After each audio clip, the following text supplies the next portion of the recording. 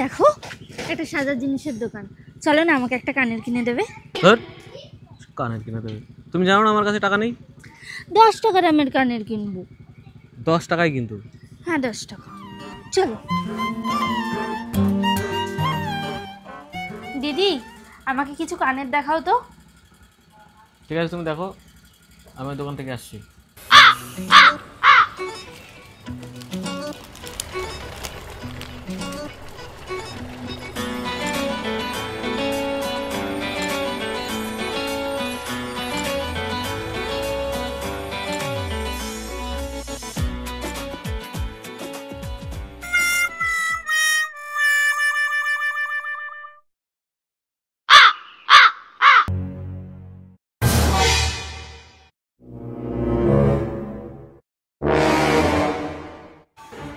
কি হলো, হয়েছে?